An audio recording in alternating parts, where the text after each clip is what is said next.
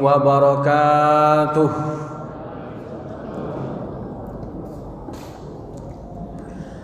Alhamdulillahi rabbil alamin, wa bihi nasta'inuhu ala umurid dunya waddin. Allahumma salli wa sallim wa barik wa an'im ala sayyidina Muhammadin sallallahu alaihi wasallam wa ala alihi wa ashabihi ajma'in wa man ittaba'ahum bi ihsanin ila yaumiddin, amma ba'd. Qala Allah tabaraka wa ta'ala, a'udzu billahi minasy syaithanir rajim. Ya ayyuhalladzina amanu taqullaha haqqa tuqatih wa la tamutunna illa wa antum muslimun. Faqala Rasulullah sallallahu alaihi wasallam, ittaqillaha haitsu ma kunta watbi'is sayyi'atal hasanata tamhuha wa khaliqin nasa bi khuluqin hasanin. Kepada yang kami hormati para asatiz, para ulama, para tokoh masyarakat, para sesepuh, bapak-bapak, ibu-ibu, hadirin wal hadirat, rahimani wa rahimakumullah. Alhamdulillah atas karunia Allah, pada kesempatan malam hari ini kita bisa mendirikan sholat maghrib berjamaah. Lalu kita duduk sejenak di dalam majlis dalam rangka untuk talabul ilmi, dalam rangka bertawasau bil haqqi wa tawasau bis sabri, saling mewasiatkan di dalam kebaikan dan juga kesabaran. Artinya yang berada di hadapan bapak-bapak ibu sekalian bukan berarti lebih baik, tetapi kita sama-sama untuk saling mewasiatkan dalam kebaikan dan juga kesabaran. Salawat dan iring salam semoga selalu tercurahkan kepada Rasulullah SAW beserta keluarganya, sahabatnya, serta para pengikutnya yang senantiasa istiqamah berada di atas sunnah-sunnahnya hingga yaumul qiyamah. Bapak-bapak dan ibu sekalian yang dirahmati Allah, sedikit review pada pembahasan bagian 1. Kita telah mempelajari thariqur ridha, cara menggapai sifat ridha. Ini beberapa bulan yang lalu ya, tentunya sebelum masa pandemi.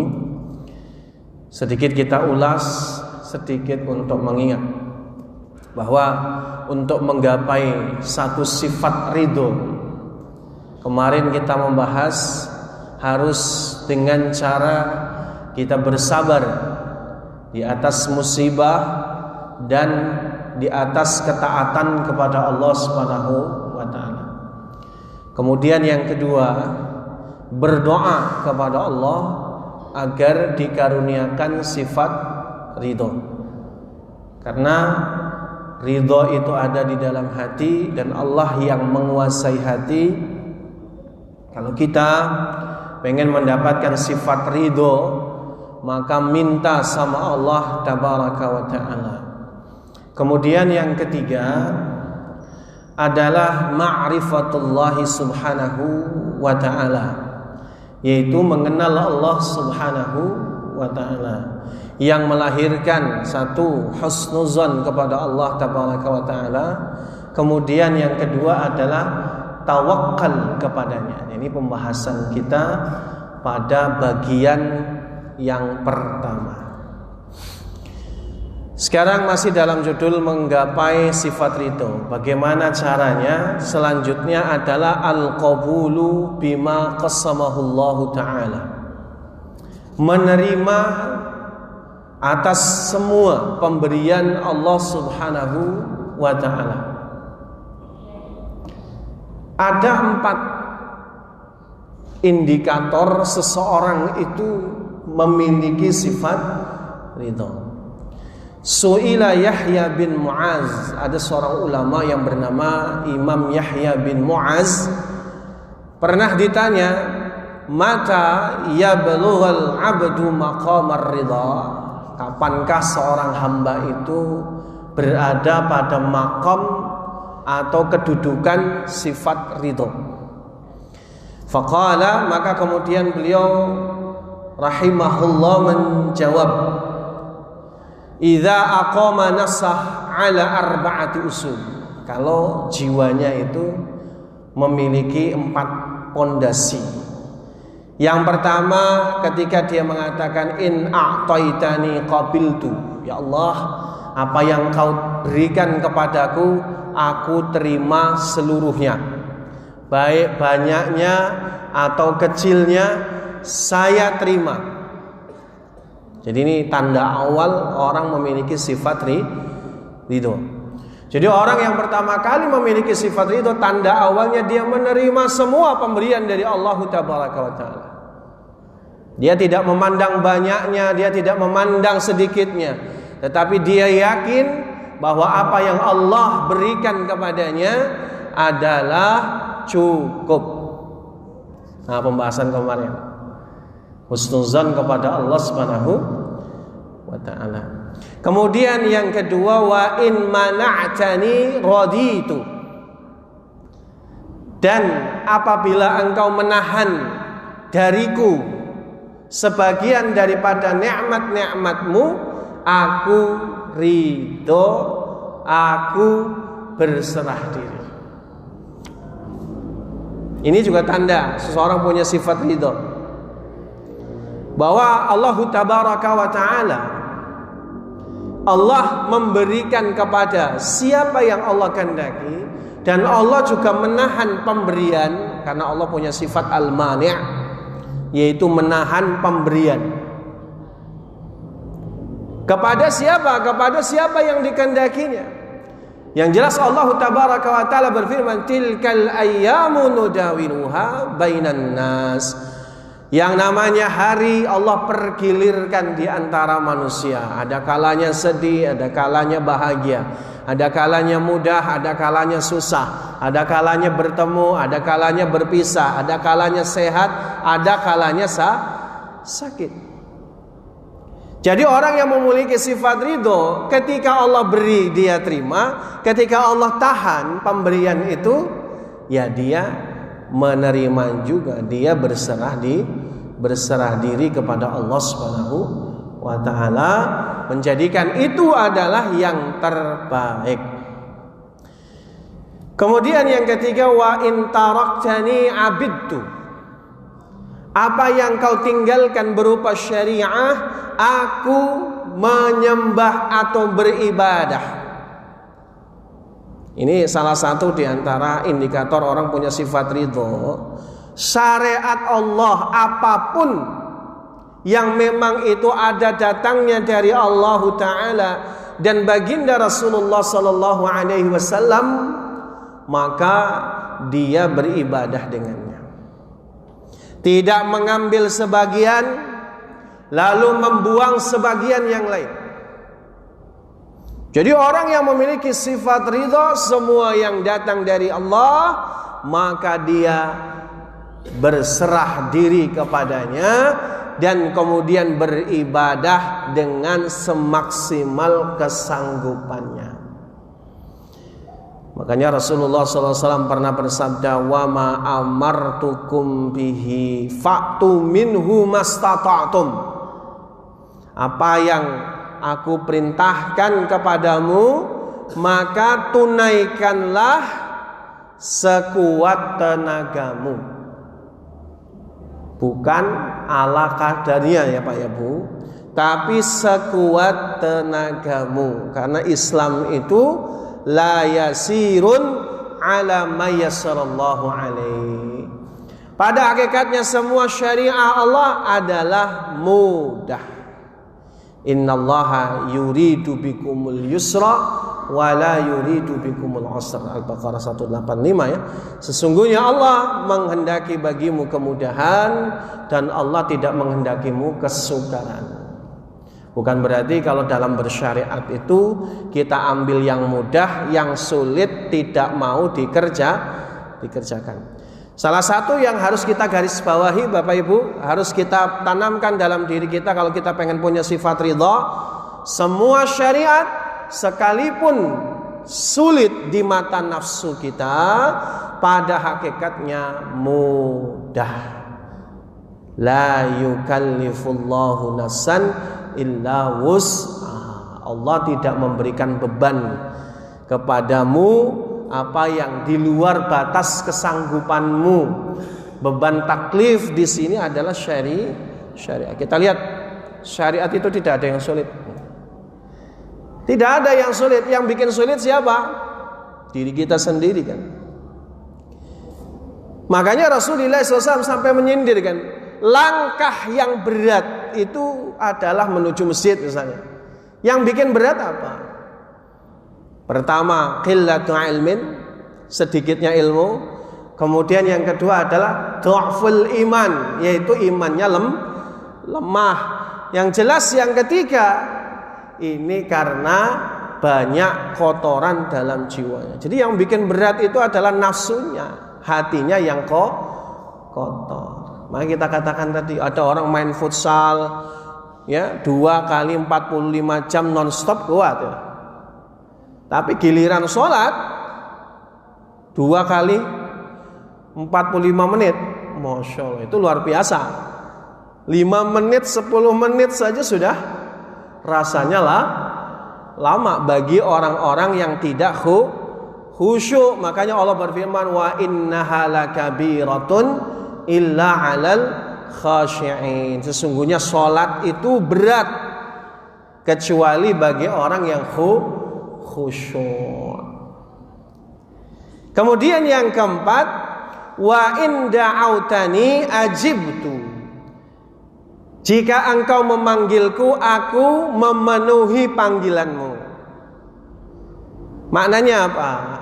Ketika Allah Tabaraka wa Ta'ala memanggil dalam bentuk perintah amal-amal saleh, maka orang yang ridha, maka dia menyambutnya. Fastabiqul khairat, berlomba di dalam kebaikan. Jadi dalam fase defensifnya dia mengerjakan sesuai kadar maksimal kesanggupan, tapi dalam kadar ofensifnya seseorang diajak untuk berlomba-lomba untuk melakukan kebaikan. Ini namanya menyambut.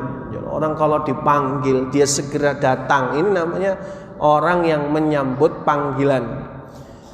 Dia orang yang tidak menunda-nunda suatu amalan, dia bersegera menuju kepada kebaikan. Nah, ini poin yang keempat, cara kita untuk menggapai sifat ridho. Sekarang poin yang kelima, majalisatul fuqara, bermajlis dengan orang-orang fakir. Jadi kalau kita itu pengen punya sifat ridho, temui para fuqara. Rasulullah sallallahu alaihi wasallam sendiri memerintahkan kepada kita, "Unzuru ma asfala minkum wa la tanzuru man fawqakum." Lihat orang-orang yang ada di bawahmu, jangan selalu kau lihat orang-orang di atasmu. Jadi kalau hikmahnya, kalau kita itu datang ke majalisatul fuqara atau majlis fuqara, orang-orang yang fakir, maka kita akan melihat orang-orang yang ada di bawah kita. Sehingga apa fungsinya? Kata Rasulullah sallallahu alaihi wasallam, alla yazdaru ni'matallah, supaya kamu itu tidak meremehkan nikmat Allah Subhanahu wa ta'ala. Jadi kalau kita itu ngumpulnya dengan orang-orang kaya saja, yang terlihat di atas langit selalu adalah langit. Kita menganggap bahwa suksesi kita hidup di dunia adalah manakala rumah kita tidak nyewa. Giliran kemudian punya rumah, lihat ada orang tetangganya rumahnya lebih tinggi, kokoh, lebih bagus, pengen punya rumah yang bagus. Akhirnya apa? Akhirnya tidak ada rasa di mana nikmat Allah itu begitu sangat berharga. Yang Allah kehendaki bagi kita, Jangan sampai kekayaan, perbendaharaan dunia membuat diri kita tumpul kepada Allah Tabaraka wa Ta'ala. Merasa bahwa semua nikmat Allah itu adalah berharga. Ada orang tuh di kantongnya ada uang 100-200 ribu sudah gelisah. Ada ya? Ada orang di kantongnya tinggal 100-200 ribu sudah gelisah. Kenapa? Karena dia berpikir 100-200 ribu ini buat apa? Nggak cukup. Padahal ada sebagian saudara-saudara kita yang mereka termasuk golongan fakir. Tiap hari mereka makan 7.000 rupiah sak keluarga. Ada itu Pak, saya temui langsung. Jadi jatahnya untuk makan tiap hari 7.000 semua keluarga. Gimana kita ngitungnya? Ada orang-orang di antara kita punya uang 100-200 ribu sudah gelisah. Bagi mereka sehari mendapatkan uang 10 ribu saja itu sudah bahagianya luar biasa. Ini nih, kalau dalam bahasa syariat ini namanya iftiqar, merasa fakir. Jadi kalau kita datang ke majelis-majelis fuqara, ke rumah mereka langsung lihat, kita akan melihat betapa rumah yang kita diami hari ini sungguh luas. Ada beberapa ummahat, ibu-ibu yang punya kegiatan setiap hari Jumat melaksanakan sedekah, datang door to door kepada para fuqara. Itu fotonya ditampilkan, Masya Allah tabaraka wa ta'ala. Apa yang kita sangka kita ini paling miskin, ada yang jauh lebih miskin. Bahkan untuk sekedar makan sehari sekali saja sudah alhamdulillah. Kita kadang merasa selalu kurang. Makanya datangilah majlis fuqara. Abdullah ibn Umar radhiyallahu taala anhuma, ananda dari Umar ibn Khattab, itu seorang ulama. Beliau banyak meriwayatkan hadis. Beliau mengikuti jejak langkah ayahnya sebagai saudagar yang kaya raya. Walaupun meskipun beliau orang yang kaya raya, tetapi beliau tidak pernah makan kecuali satu meja dengan para fakir. Luar biasa. Kadang kita ngeliat orang fakir pengen ngasih tapi nggak pengen deketin kan. Ada perasaan bahwa satu bau, nauzubillah. Yang kedua, ada yang merasa bahwa membawa penyakit, nauzubillah. Padahal disitulah para ulama mengajarkan kepada kita untuk dekat dengan mereka. Bahkan mereka para ulama makan satu meja dengan para fuqara. Untuk apa? Supaya selain kita mengingat nikmat Allah, yang kedua tawadhu'. Kita punya sifat rendah hati. Jadi bukan mentang-mentang sudah naik level sosialnya tidak mau bermajelis dengan para fuqara. Makanya Rasul tuh mengancam benar. Makanan yang paling tidak disukai Allah adalah makanan walimah. Apabila yang diundang hanya orang kaya, orang miskin tidak boleh datang. Maka Bapak Ibu, kalau kita mengadakan walimah, undang para fuqara. Maunya kita berbaur dengan para fuqara, ini tanda bahwa kita tawadhu'. Tapi bukan hiasan saja, memang betul-betul kita memuliakan. Makanya Rasul itu mengajarkan kepada kita doa, Allahumma inni as'aluka hubbal masakin wal fuqara. Ya Allah, aku meminta kepadamu ya Allah rasa cinta kepada para fakir dan para miskin. Nah ini fungsinya. Sehingga kita tidak meremehkan nikmat Allah yang Allah berikan kepada kita. Ini baru ya. Di masa pandemi ekonomi pada turun. Omset anjlok drastis. Bahkan ada satu keluarga yang punya rumah dulu sebelum pandemi itu punya rumah 10, dia harus jual 6 rumahnya. Salah satu di antara 2 di antaranya adalah apartemennya untuk menambal melorotnya ekonomi. Itu sudah datang mengadu gelisah, Ustaz, gimana Ustaz? Saya dalam kondisi begini, betapa susahnya hari ini. Sampai kami harus menjual 6 rumah kami. Masya Allah. Masih punya 4 rumah, sudah merasa hancur hidupnya. Kita sampaikan, Masya Allah. Kita harus selalu senantiasa memuji Allah Tabaraka wa Ta'ala. Ada hal di mana kita diperintahkan oleh Allah Tabaraka wa Ta'ala untuk bisa menerima takdir yang Allah berikan kepada kita, termasuk di dalam masa pandemi. Makanya kita ajak, yuk, lebih baik daripada sedih di rumah, daripada tidak ngerti apa yang harus dilakukan, maka kawan-kawannya datang door to door ke para fuqara. Begitu melihat orang-orang fakir, ya Allah, nangis Pak. Nangis. Kenapa? Selama ini kurang ridho kepada Allah Subhanahu wa Ta'ala. Kenapa? Orang masih punya 4 rumah, tetapi ada orang yang rumahnya keripik reot mau ambruk, mereka masih tetap bahagia, mereka masih tetap tersenyum menyapa orang lain. Sementara dirinya punya 4 rumah besar, sudah bermuram durja. Nah, akhirnya apa, Pak? Setelah melihat para fuqara tadi, beliau kemudian menjadi naik semangatnya untuk rajin bersedekah di jalan Allah Tabaraka wa Ta'ala. Nah, inilah fungsinya bermajlis dengan para fuqara.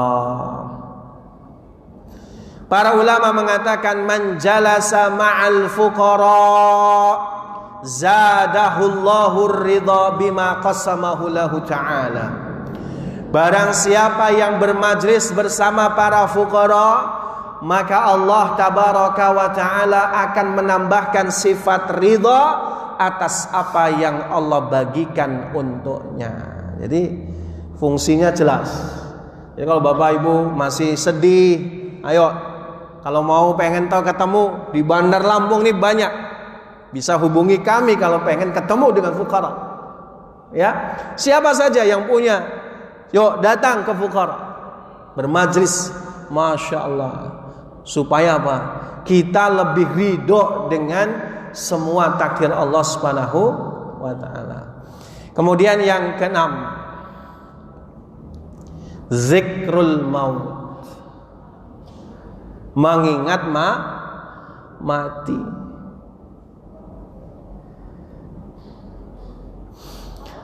Imam Umar bin Abdul Aziz, beliau adalah salah satu keturunan dari Umar ibn Khattab. Ini seorang ulama sekaligus khalifah. Bahkan ada para ulama yang menantumkan beliau sebagai khulafaur rasyidin yang kelima, karena kefakihannya, ilmunya yang luar biasa, dan keadilannya beliau sebagai pemimpin. Beliau pernah menulis sebuah surat kepada muridnya Imam Al-Auza'i. Imam Al-Auza'i ini juga seorang ulama besar, murid dari Umar bin Abdul Aziz. Apa isi dari tulisan Umar bin Abdul Aziz rahimahullah? Beliau mengatakan, man aktsara dzikral maut radiya minad dunya bil yasir. Barang siapa yang memperbanyak mengingat kematian, maka dia akan ridho dengan dunia dengan mudah. Makanya Rasulullah mengajarkan kepada kita, Rasulullah SAW, aksir zikra hadhihi min lazat, perbanyak zikir yang menghancurkan semua nikmat, yaitu zikrul maut. Kalau kita sudah mengingat yang namanya ending daripada semua hal ini ada kematian, kita menyadari bahwa apa yang kita bayangkan dalam angan-angan, kita kejar dunia setengah mati, akhirnya adalah mati dan tidak dibawa bersama kita saat mati, kecuali yang disedekahkan di jalan Allah Subhanahu wa ta'ala. Jadi kalau kita itu mengingat kematian, pada hakikatnya kita menjadikan bahwa seluruh nikmat, kalau tidak mendekatkan diri kepada Allah, justru akan menimbulkan bencana. Kenapa? Karena 1 dinar dan 2 dinar berbeda. 2 dinar yang kita miliki hisabnya lebih lama dibandingkan orang yang punya 1 dinar. Artinya apa? Jadi kalau kita sudah mengingat kematian, ya Allah, berapapun yang kita miliki, yang kita tinggalkan di dunia, itu hanya akan menjadi beban hisab. Itu akan menjadi beban hisab kita nanti di yaumil qiyamah. Orang-orang yang memiliki harta lebih banyak tertunda 40 tahun masanya dalam hadis. Artinya kalau sudah gitu, ya Allah, ya sudahlah. Apa yang Allah berikan terima saja. Kalau lapang ya sudah kita syukuri. Kalau lagi dalam kondisi sempit ya sudah bersabar. Tidak perlu ada yang dirisaukan. Nah, jadi kalau kita sudah mengingat kematian, udah selesai itu angan-angan kita, ya Allah. Terlalu jauh angan-angan kita. Makanya Rasulullah sallallahu alaihi wasallam pernah dialog dengan seorang sahabat yang bernama Abu Dzar Al-Ghifari. Apa satu dialognya? Ini menarik. Abu Dzar ini mantan perampok, berhijrah dari bangsa Ghifar membawa seluruh kaumnya ke Madinah. Begitu sampai di Madinah, karena sudah taubat jadi kepala rampok, ya sudah, dia hibahkan dirinya untuk membantu Rasulullah SAW. Makanya beliau tinggalnya di Masjid Nabawi, termasuk Ahlus Suffah. Jadi Ahlus Suffah itu ada tunawisma yang hijrah ke Madinah, nggak punya rumah dan tidak mau ya menempati rumah-rumah Ansor, maka tinggalnya di Masjid Nabawi membantu Rasulullah SAW. Suatu ketika Rasulullah SAW bertanya kepada Abu Dzar, ya Abu Dzar, tahukah orang yang memberatkan dirinya? Maka kemudian Abu Dzar berkata, siapa ya Rasulullah? Rasulullah menjawab, orang yang hari ini dia makan, besok dia punya persediaan, lalu dia pusingkan esok lusanya. Itu orang yang terlalu memberatkan diri dengan angan-angan yang jauh. Pada hakikatnya tidak ada di antara kita yang menjamin hidup itu sampai bulan depan. Jadi nggak usah risau dengan apa yang Allah bagikan kepada kita. Karena rezeki itu akan mengejar kita sebagaimana maut mengejar kita. Jadi kalau sifat maut itu akan mengejar kita walaupun sembunyi ke lubang semut, maka rezeki juga sama, Bapak Ibu sekalian, akan mengejar kita walaupun kita sembunyi di lubang semut. Bukan berarti kemudian ayo kita di lubang semut, bukan begitu juga. Tapi kita berusaha. Tugas kita sebagai manusia berusaha. Apa yang Allah berikan kepada kita itu semua sudah Allah tentukan tuntas. Bahkan kita tidak akan pernah menemui kematian sampai tuntas jatah rezeki yang Allah berikan kepada kita. Ya sudah, santai saja. Semua diantara kita mati. Ya, yang kaya mati ya, yang miskin mati. Saya nggak bisa nyanyi tapi. Pokoknya semuanya mati, ya sudah. Mau ngapain sih gitu ya? Mau ngapain? Saya pengen mau sedekah sebanyak-banyaknya, itu bagus. Kita harus punya cita-cita. Kalau pengen punya dapat harta, cita-citanya pengen banyak sedekah. Ya betul Pak. Jadi kalau kita pengen mendapatkan atau semangat untuk mencari dunia, itu kaitkan sebagai kendaraan mendapatkan pahala dengan sedekah tadi. Itu pun kita bisa mendapatkan pengajaran bahwa Islam tidak memberatkan kita. Kita boleh doa, ya Allah, berikan karunia rezeki kepadaku ya Allah, 1 bulan 1 miliar saja. Ada yang pernah doa gitu? Tak berani ya. Masalahnya takut 1 miliar mengubah diri kita menjadi orang buruk kan. Makanya doanya selesaikan. Ya Allah, berikan saya rezeki yang luas ya Allah, 1 miliar enggak apa-apa ya Allah. Nanti saya sedekahkan 998 jutanya setiap bulan. Jadi sisa 2 juta. Giliran dapat dikabulkan 1 miliar, dibalik sedekahnya 2 juta. Itulah manusia ya. Harusnya kita punya cita-cita begitu Pak. Betul-betul. Makanya ketika Rasulullah membagi manusia menjadi 4 golongan, ada orang yang dikasih ilmu, dikasih rezeki. Ada orang yang dikasih ilmu tapi tidak dikasih rezeki yang luas, tapi dia berdoa, ya Allah, kalau Engkau berikan saya harta, saya akan sedekah seperti fulan. Bahkan kata Rasul, fahuwa ajruhuma sawa. Maka dua-duanya punya pahala yang sama nilainya karena doanya itu tadi. Nah, ini ya, kalau sudah mengingat kematian sudah. Terakhir, ulul himmah wa tazkiyatun nafs. Ini ya, terakhir. Cara kita menggapai sifat ridho yang terakhir adalah ulul himmah. Apa makna ulul himmah? Yaitu cita-cita yang tinggi. Wa tazkiyatun nafs, dan mensucikan jiwa.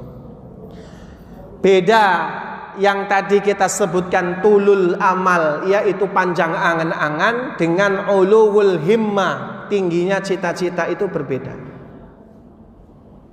Kalau angan-angan adalah sesuatu yang sangat abstrak, tidak jelas, dan sifatnya adalah duniawiyah. Tetapi kalau ulul himmah, cita-cita, adalah surga firdaus yang tertinggi. Makanya kalau kita Bapak Ibu sekalian punya cita-cita tinggi masuk surga firdaus, maka semua segala rintangan-rintangan yang ada hidup di dunia, kekurangan-kekurangan yang ada di dunia, itu menjadi sesuatu yang kecil. Sesuatu yang kecil. Rintangan sedikit itu kecil. Bapak Ibu pernah kan naik gunung? Ya, mungkin bapak-bapak yang dulu masih gagah, sekarang belum gagah. Oh ya, dulu gagah pengen naik gunung. Kita kalau sudah pengen punya naik gunung dan pengen sampai di kawahnya, melihat sunrise-nya, apalagi kalau gunung-gunung yang kemudian kita ingin melihat ada bunga edelweisnya, itu menjadi satu keinginan yang kuat. Naik gunung, ya, dengan semua rintangan-rintangannya, demi supaya sampai pada puncak, maka meminimalisir atau memudahkan rintangan-rintangan. Baru jurang, cuma tanjakan, cuma panjatan, demi untuk mencapai puncak. Jadi kalau orang sudah punya cita-cita yang tinggi, akan meremehkan rintangan-rintangan yang ada di tengah jalan. Ada orang itu hobi traveling sampai ke Papua. Hobi traveling sampai ke Papua. Betapa susahnya menuju ke sana. Pesawatnya berapa kali, dia harus kemudian naik pesawat kecil, dia harus naik jalan darat, hanya untuk sampai pada tempat itu. Perjuangannya berhari-hari, di situ cuma sehari. Berapa biaya, berapa tenaga, berapa waktu yang dihabiskan. Tapi itu tidak memberikan atau menghalangi mereka untuk sampai ke sana. Kenapa? Cita-cita. Maka cita-cita yang tinggi yang kita hadafkan kepada Allah untuk meraih surganya yang paling tertinggi bersama para nabi, bersama para siddiqin, wasyuhada, wassalihin, maka akan meremehkan rintangan-rintangan. Karena para nabi saja untuk sampai kepada derajat surga yang paling tinggi, mereka menempuh mara bahaya dan bencana. Makanya Rasul pernah mengatakan, bersabda bahwa yang paling berat di antara manusia menerima cobaan dan bencana adalah an-nabiyun, para nabi. Summal amsal fal amsal, baru golongan selanjutnya dan selanjutnya. Mudah-mudahan apa yang kita sampaikan pada kesempatan kali ini bermanfaat. Masih ada waktu 7 menit untuk tanya jawab. Silakan Pak.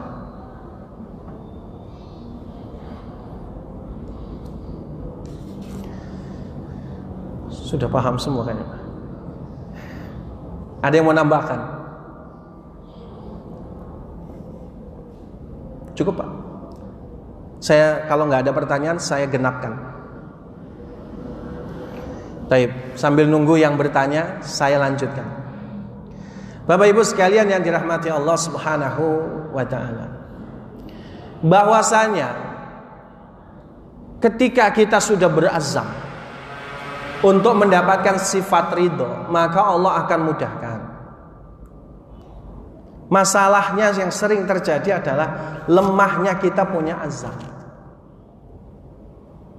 Ada seringkali di antara kita yang kemudian putus asa, saya tidak mungkin mencapai level itu. Sudah pesimis pada diri sendiri. Maka bagaimana kita kemudian mau bersusah payah?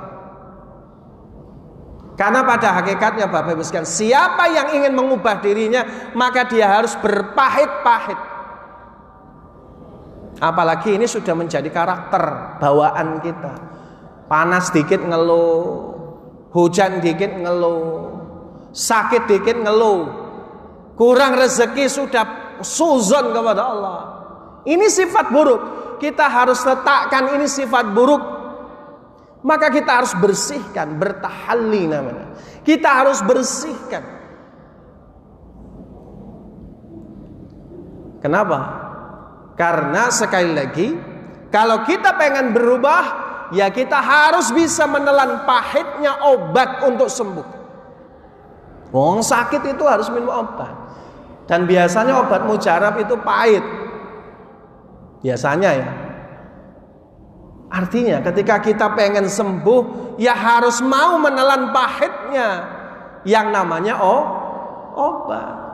Bersusah payah. Makanya jangankan kita, para ulama sendiri itu harus menahan pahitnya mereka mengubah dirinya menjadi seorang yang saleh.